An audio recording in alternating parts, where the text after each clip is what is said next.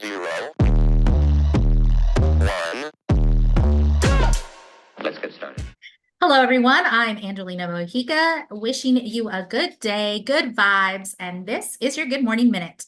I have with me Linda Lemos, who is going to share with us a little bit about her journey, her life journey, and thriving against the odds, a story of resilience that captures an inspiring story with perseverance, strength, determination, and all the things that you need to overcome obstacles and achieve great success in your life. And so let me go ahead and just get started and turn it over to Linda. Linda, introduce yourself to our listeners. Hi, absolutely.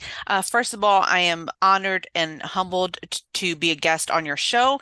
My name is Linda Love Lemos, and I'm also a book author, podcaster, producer, and speaker, and I'm ecstatic to be here. I love this positivity. Your show is so positive, so I'm ecstatic to be here. Oh, great. Thank you so much. All right, girl. Well, let's just go ahead and get started. So we're talking about challenges today, triumph, resilience.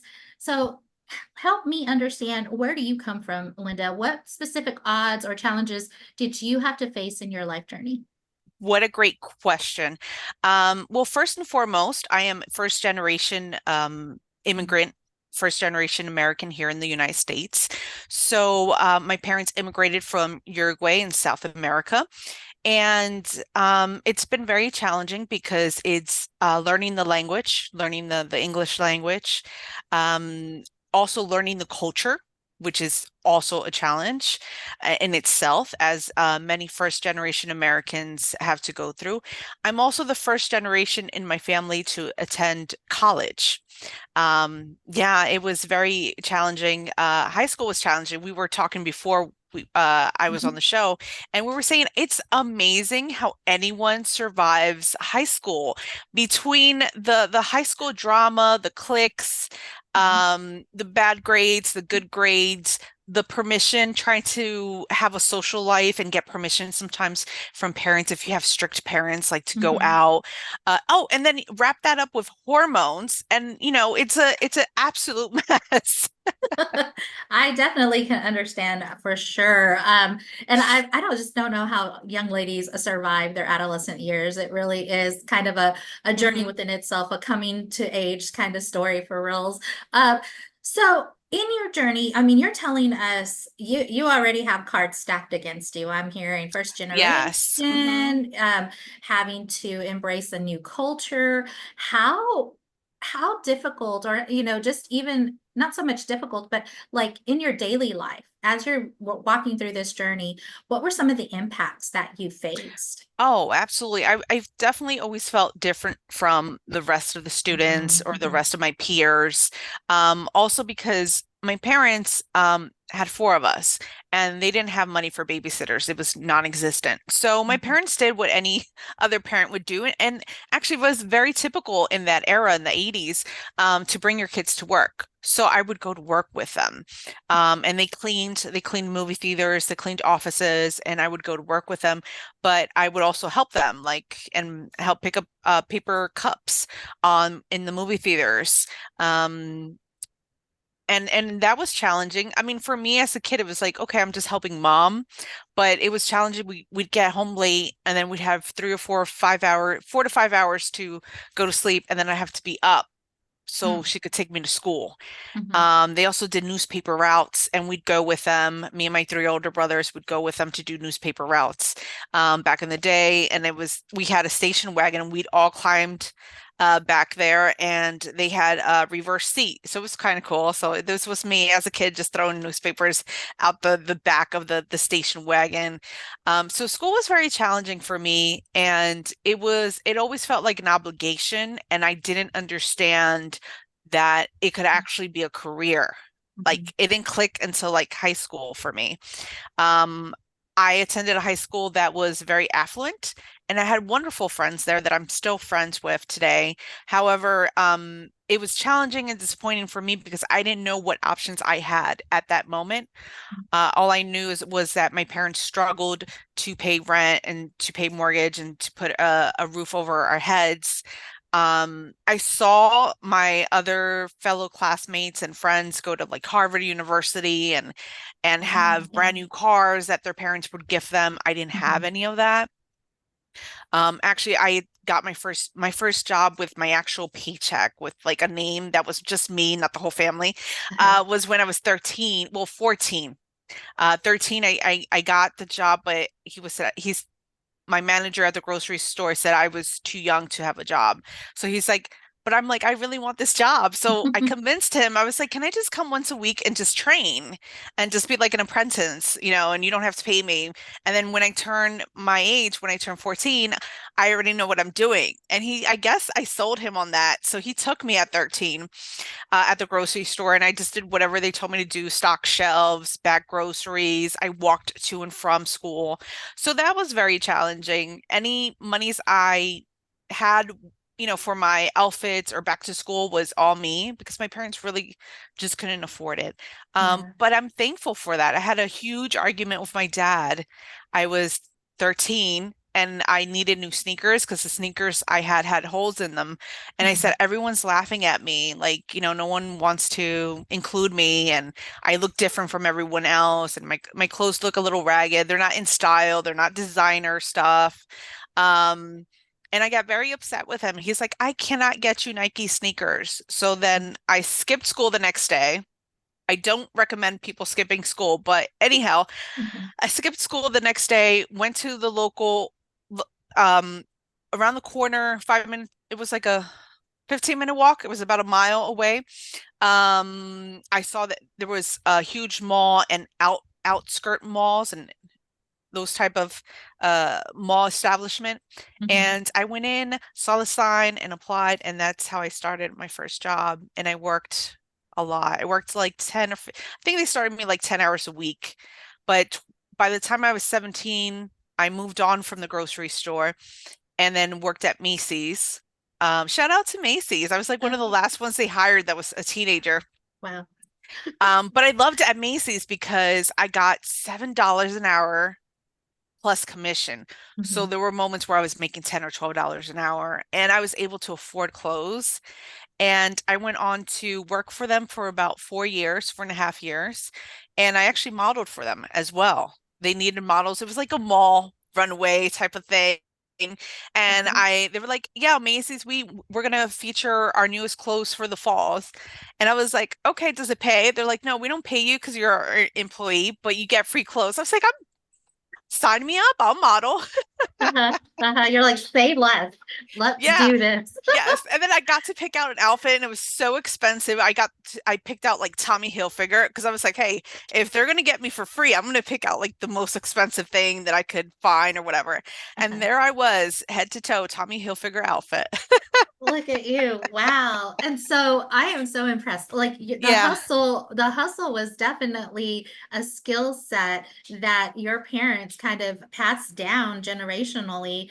And I see that hunger like okay, but also too, I mean, later learning that education does have some value, but at this point there wasn't much because it wasn't paying you and you wanted to fit in, you wanted to be included and Hmm. have all of the friends and do the things that you would normally do in school, but because of the situation, you were kind of an outcast, and that Yes. must have been hard. And so I hear the hustle, I do.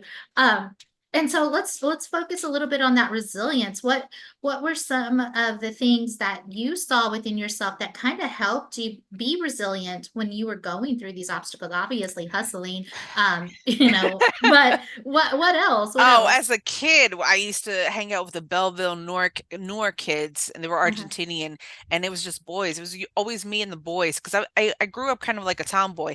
So our play when we got together on the weekends, because my friend, my mom, and was friends with their parents because they were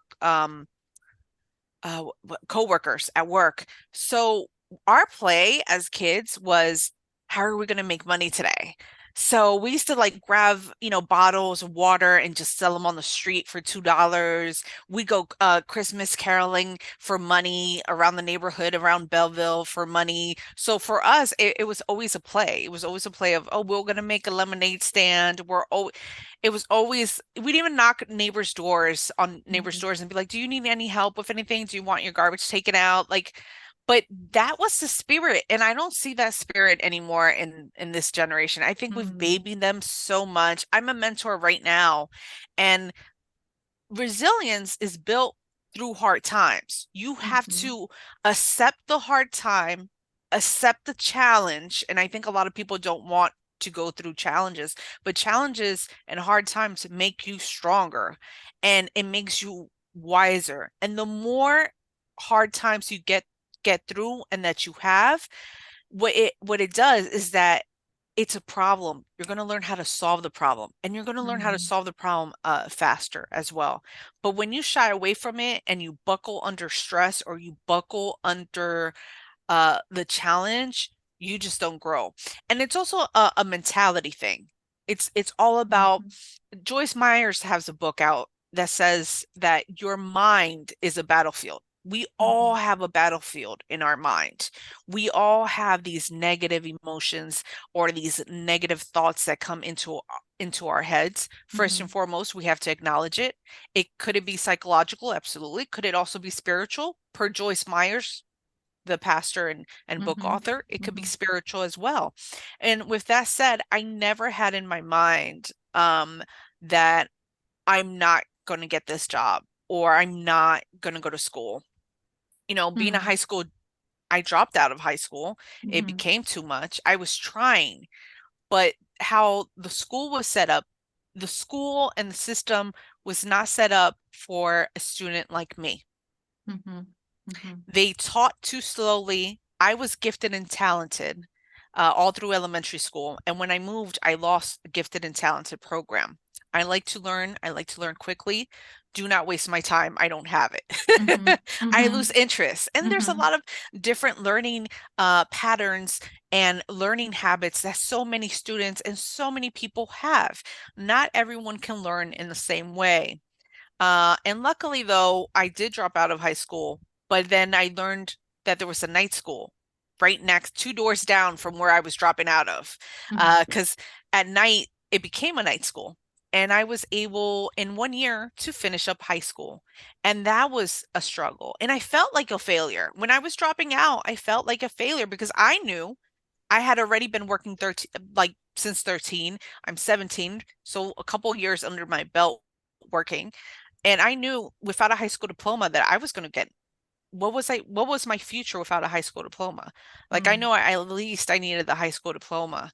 Mhm. And thank God I looked up and signed up for a high school at night. And it's never too old. You're never too old. It's never too late. And it's a challenge. Was high school, dropping out, I went to Macy's, was like, put me full time. Was that a challenge to work full time and go to high school at night? Yes. Mhm. It was a Mhm. challenge. It was hard. It was easier school wise because I went in to each class, each subject. It was just a packet. You had to read it, complete the questions. They grade it. If you passed, you were done for the day. And I would come in 30 minutes and be done with my subject, and I could go home and enjoy the rest of my evening and then reset for a full work day the next day. So absolutely, it's a challenge. You have to accept it. And I graduated. I ended up becoming a straight A student at night. Who knew? Right, right. Oh man, that's awesome. And I think you highlight things that in our generation just weren't, Mhm. it was conforming to a standard that just wasn't applicable for everybody. I mean, like you said, people learn differently. Not everyone, it's not a cookie cutter method for everyone, right? We're not all going to fit in there. And so, yeah, I mean, I get it. I get the challenge and stuff, but you found a way, like you found it a way to make it work for you and get what you needed to get done. Um, Yes. Uh-huh, yeah. absolutely. And then what's interesting is that a lot of people don't realize, and I think in America, we do take education for granted. Mm, A lot of people don't realize there are people, especially it's a South American thing. I feel South American, Central American, and I can speak on that because my parents are South American. A lot of people they don't finish elementary school mm, because of financial reasons, because mhm, their parents pull them out of school and they're like, no, you have to work, you have to help contribute to the family. That's what happened to my parents. My parents were 8 years old, they were both working full mhm, time. So they didn't really, um, luckily my mom was a good example. She finished her GED here in the United States. mhm, And my dad has about a fourth grade education level. mhm, So education does empower you. It helps you understand the world a little bit and it mhm. helps you comprehend many things. So Mm. And I agree. I think yeah. it gives you the fundamentals for Hmm. sure, to get out there, get working, and things like that. Okay, so here you are, and as you're talking about Hmm. your hustle and your gameplay with your friends and stuff, I'm like, Yeah. money. I the song comes, money on my mind on my money. You know, just like. Yeah. And but you talk about mindset too, and I feel like that was one of your strengths, one of your personality qualities that really pulled you through it because you're like you have this vision of your life and you're not going to stop until you aspire to that. So help us kind of walk through that with you. So what was the ultimate vision? You're graduated, and so what's next? Oh, what What was my happened? ultimate? Well, honestly, I have to tell you that I thank God. I feel that sometimes there's angels or there's people disguised as Mhm, angels that mhm, are placed in your way. That sometimes we have really negative people. We might have people that will put you down because through my middle school experience and my high school experience, I had one or two teachers that were fabulous and that were nice to me that I still keep in touch with today. And then there was like one or two that were absolutely freaking hated me. I don't know what I mhm, did. mhm, Um, Maybe it was my background, it was cultural background or whatnot. But my history teacher that I had in high school, she just killed me. I mean, she she purposely like targeted me. But I think mhm, because I was a quiet student, you're always targeted if you're not popular, too popular, or if you're quiet. So if you're too quiet, you're a perfect target, regardless if you're in school or in a job or work or whatnot. And the last day of school, it was the last week of finals. I had to retake tests. I had to retake exams. mhm, And she comes up to me. She makes sure that no one's in the hallway.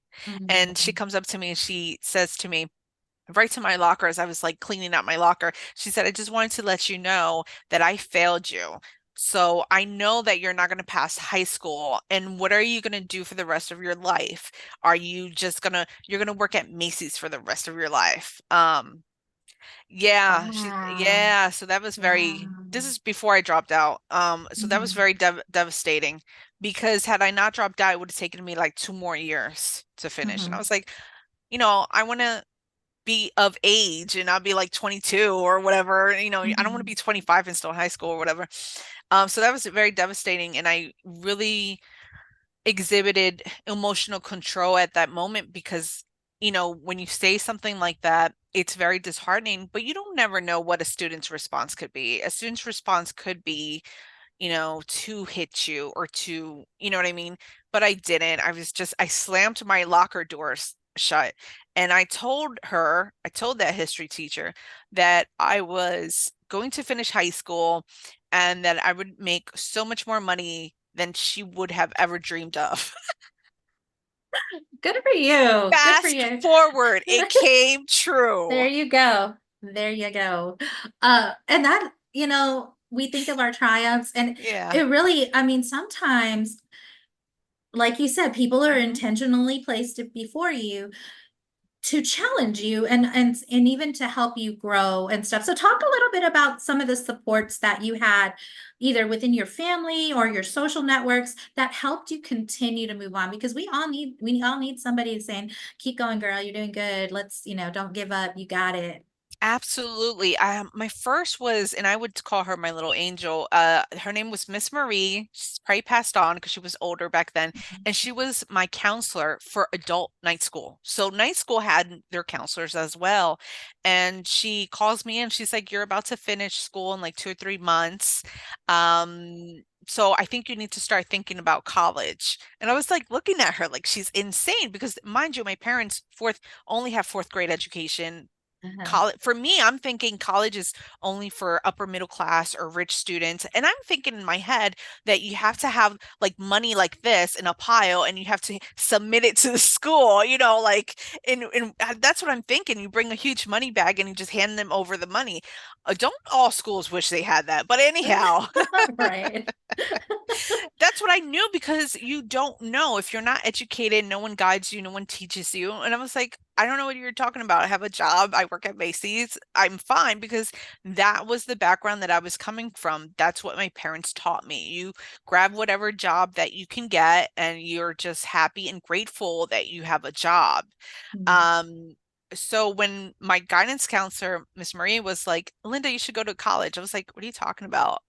Mm. And I didn't even want to. I was like, I don't know what you're talking about. She's like, why don't you research a career? And here, this is the first time I hear the word career. Career. Yeah. Yeah. And I was like, okay. And I was like, well, and she's like, well, what do you always, when you're a kid, what did you always want to be? And I was like, I always wanted to be an attorney, I said to her.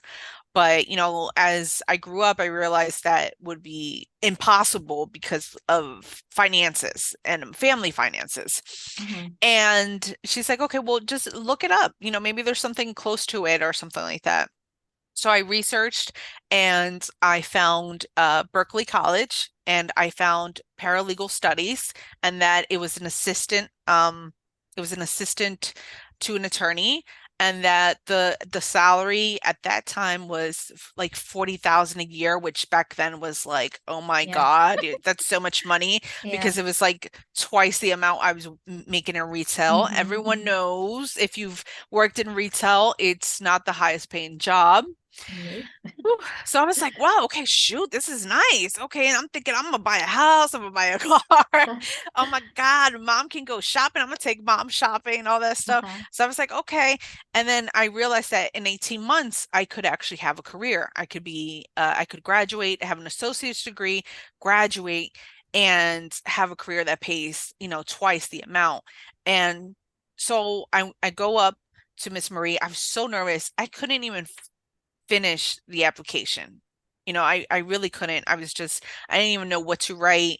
I didn't Hmm. have a recommendation or anything. So she ends up filling out the application for me. She ends up writing a letter recommendation to the college.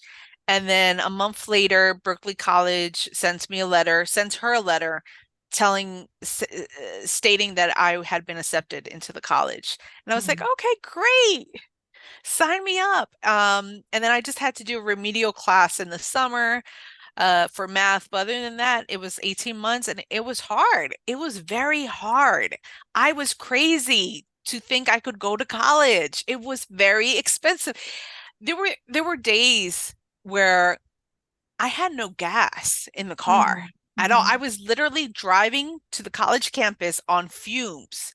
And then my plan was I'll figure it out while I'm on campus. There were days where like my stomach grumbled because I was so hungry because I Uh-huh. like ran out the house, had no money to eat.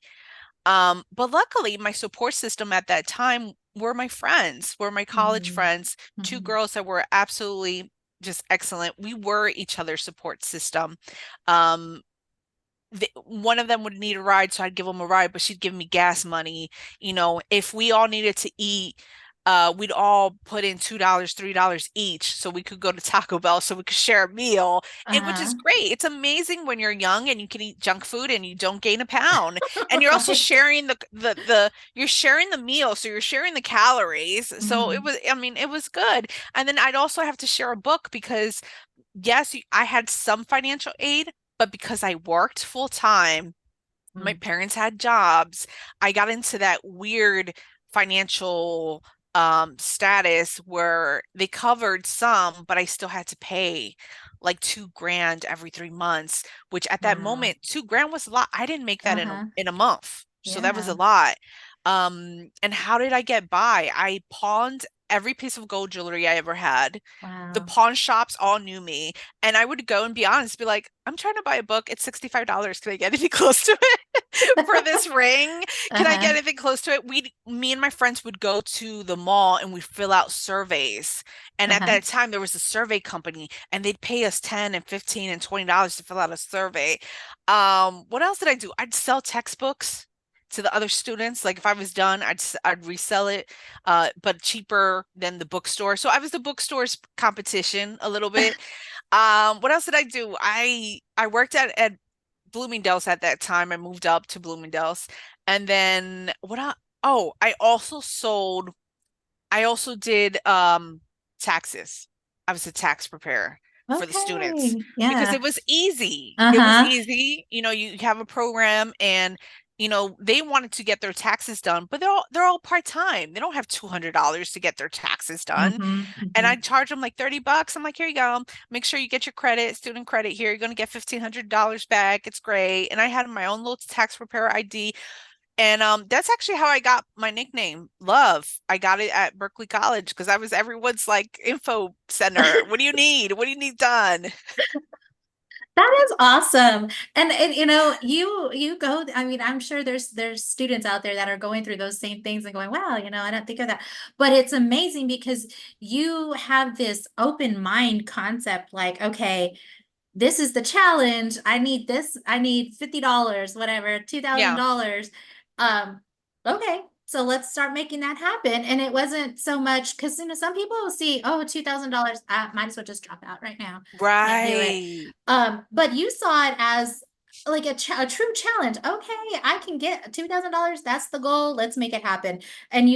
That just that strength within yourself to get that there and even making it happen for yourself. I mean, look, you got your own little tax business going on in the dorms and stuff like that. I think that's great. I love that. Uh, What else is there to do? But think about it. With five customers, yes. five students, I'd make like $100, which and back then you'd have to work the whole week to make $100. I Mm, also had work study. I had like two or three jobs going at the same time. Um, and shout out to the Berkeley College students right now and the alumni. But my thought was I have to get it done because when I took my parents to financial aid, I had to explain to them college and they were all looking around like so like mm, amazed by everything and everything. And they're like, oh, we have to sign this, we have to pay this. And it's this loan amount, and they got nervous and they got scared. And I was like, it's okay, just sign. I'll take care of the loan. You're not paying, we're pretending that you're gonna pay for it. I'm paying for it.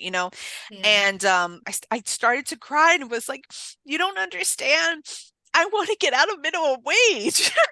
It's horrible. Yeah. And and it's amazing because you're talking about this story of okay, you're hitting the limitations to where your parents have Yeah, ever aspired to. And yeah. now you're stepping over that. You're creating a whole new dynamic for your family. And people are celebrating with you and there's fear and there's excitement. And here you are, you're just like, oh my gosh, I don't know how this is going to happen, but it's going to happen because I don't want to be hourly anymore. I want to I make that. want, And it's hard. Wow. back in those days, $8 an hour, and you have a car. I had a car. I was like the only college Yeah. student. There weren't too many college students that had a car. I had a car. So, with a car comes the car payment every month, the car Mm, insurance and gas. But yeah. luckily my friends would all chip in for gas because I was like, I'll take you wherever you want to go. I was also an Uber driver Like I was before saying, Uber even existed. you're I'll already take you where operating. I will take you wherever it has to go, but you have to give me gas money, okay? Uh-huh. Where Uh-huh. you need you have a job interview, internship interview. I'll take you. I have time here between classes. I'll take you. $10 for gas though. It is cheaper Hmm. than a cab. So Yeah. come on Let's down. come with it. So Come with it. Yes, yes. So, okay, Linda, you mhm, you have made college a reality for yourself and yeah. you are doing the things.